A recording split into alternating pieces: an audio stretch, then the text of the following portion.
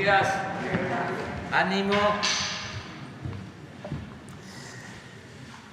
Hoy, como todos los miércoles, vamos a el quién es quién en las mentiras de la semana.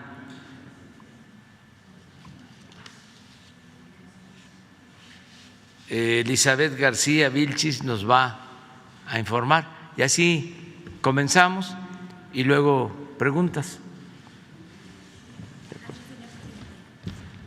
Buenos días a todas y todos. Vamos a presentar hoy 3 noticias. La primera es: difunden carta falsa de la SEP del regreso a clases. Una vez más, el periódico El Universal publicó el 12 de agosto pasado información falsa. Se trata de una supuesta carta compromiso sobre el regreso a clases que la misma Secretaría de Educación Pública desmintió. Esa información inventada fue difundida por medios y comentaristas. El objetivo de difundir el documento era apuntalar la crítica contra el Gobierno de México por el regreso a clases. El Universal publicó una nota con el título: "Esta es la carta compromiso de la SEP para el regreso a clases presenciales, pero la carta es pirata, aunque se hizo pasar como un documento oficial". Aquí está la nota del Universal, la podemos ver en la pantalla, y la supuesta carta compromiso, obviamente falsa.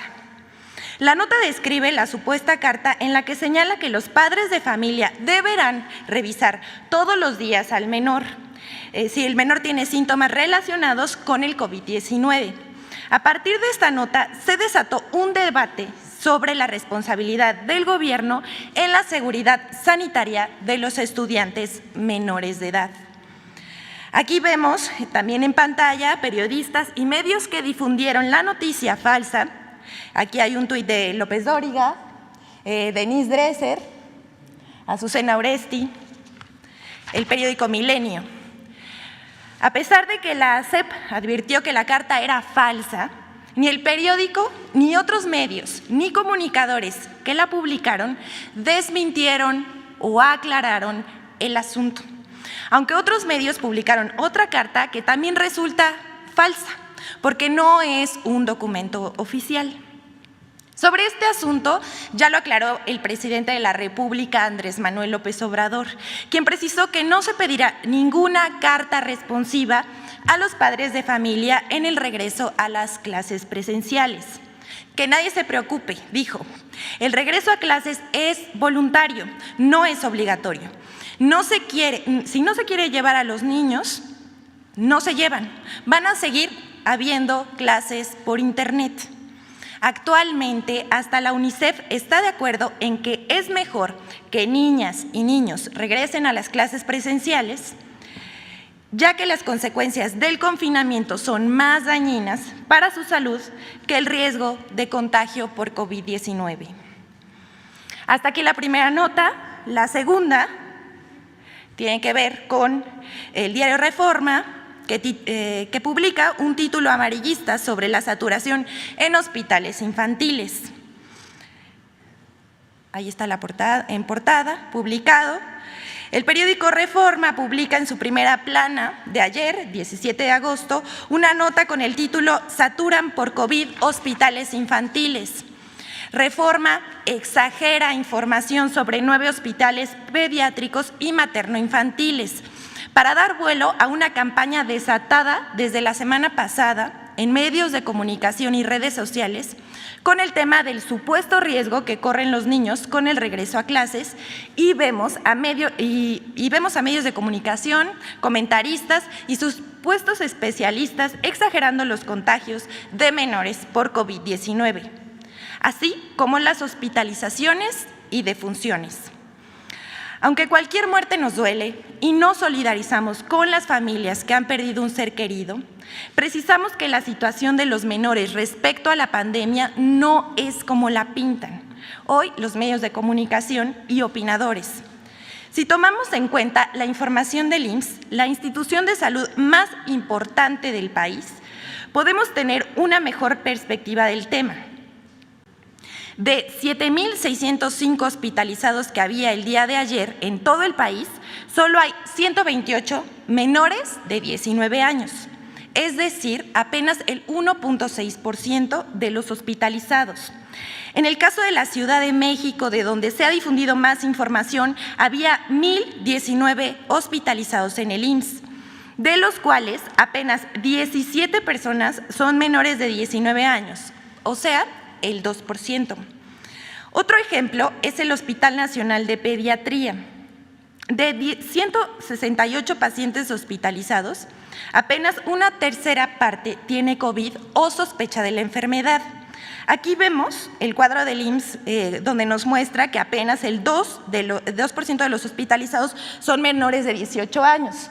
Vemos ahí en la gráfica del pastel, que el 58% de los hospitalizados, esta gráfica es de ayer, tiene mayor a 50 años, 58%. De rango de edad de 31 a 50, el 33% de los hospitalizados. De 19 a 30 años, el 7%, y solo el 2% son menores a 19 años. Es importante destacar que se trata de una verdadera campaña por causar miedo entre la población sobre el asunto del aumento sin control de los contagios de niños y niñas y dar la impresión de que se está saturando los hospitales infantiles por el COVID-19, lo cual no es verdad, es falso. La semana pasada comenzó a difundirse información y desinformación sobre los contagios de COVID en menores. El miércoles 11 de agosto, el periodista Ciro Gómez Leiva, en su programa de Radio Fórmula, divulgó que el Hospital Infantil de México Federico Gómez estaba al 100% de su capacidad, lo cual fue desmentido por el hospital y por la Secretaría de Salud, pero de poco sirvió, porque esa noticia comenzaba a difundirse en medios de comunicación y en redes sociales. Aquí vemos el tuit de Ciro Gómez Leiva y varias notas que hicieron ecos de esta información falsa. Está el hospital, está Televisa, Infobae y Vanguardia MX.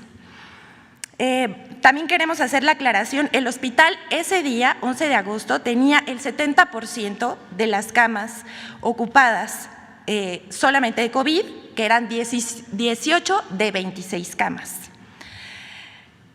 En la última nota dice, medios toman unos datos y omiten otros para concluir que aumentó en 12% la población sin servicios de salud. Bueno, aquí las notas, entre los que se encuentran Joaquín López Dóriga, Expansión Política, El Financiero, El Heraldo, Animal Político, entre otros. Tomando en cuenta los datos del Coneval, los medios difundieron que 35 millones de mexicanos carecen de acceso a la salud y que esa situación había aumentado 12% entre 2018 y 2020. Todo eso no es verdad. 99% de los mexicanos que demandaron un servicio de salud fueron atendidos según los mismos datos de Coneval. Hoy el derecho a la salud es universal y cualquier mexicano tiene derecho a ello. Antes existía el Seguro Popular, pero no era para todos y tenía que pagarse una cuota. Hoy la atención y los medicamentos son gratuitos para todas y todos los mexicanos que la soliciten. Pero aclaramos, el Coneval hizo 2 preguntas sobre salud en una encuesta sobre pobreza multidimensional. Una pregunta sobre acceso a la salud. Ahí el Coneval registró que las personas sin acceso a la salud habían aumentado 12%. Esto es porque muchos desconocen que tienen derecho a cualquier servicio público de salud si lo solicitan, pero al no contar con una credencial o un seguro por escrito, respondieron que no tenían acceso a servicio de salud.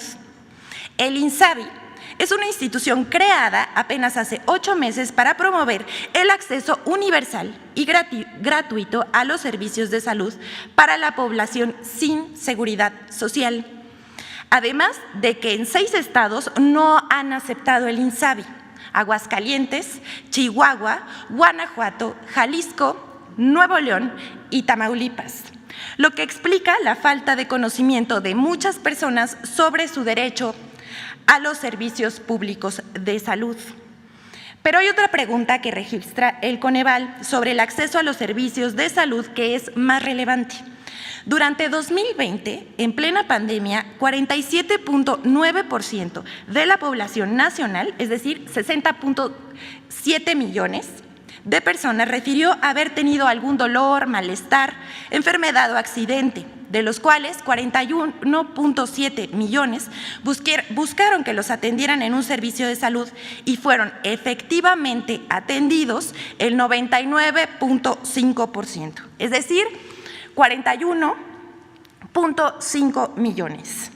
En síntesis, 1 de cada 3 mexicanos recibió atención en un servicio público de salud, cifra que debe entenderse por la situación de emergencia sanitaria en 2020, donde los servicios públicos asumieron el mayor peso en la respuesta a la COVID-19, en el que se redujo la movilidad de la población e incrementó su temor al riesgo de contagiarse en las clínicas u hospitales. La difusión de esta noticia tendenciosa tuvo un eco en medios impresos de radio y televisión.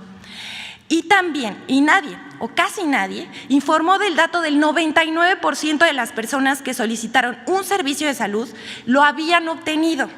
Incluso el director de Excelsior, Pascal Beltrán del Río, en su programa de radio dijo que lo único que se hizo en este gobierno es quitarle el derecho a la salud de los más pobres. Pero a propósito de él, queremos compartir este tuit que fue citado ayer por el presidente de la República. Se trata de una síntesis de lo que a su leer entender es la cuarta transformación. Saque usted sus conclusiones. Aquí el tuit. Leer por adoctrinamiento, comer frijoles, poseer un solo par de zapatos. La receta de la 4T para ser feliz. Válgame. Y agrega en otro tuit. Y no aspirar a nada. Que no exagere. Solo queremos transformar México. Es cuanto, presidente.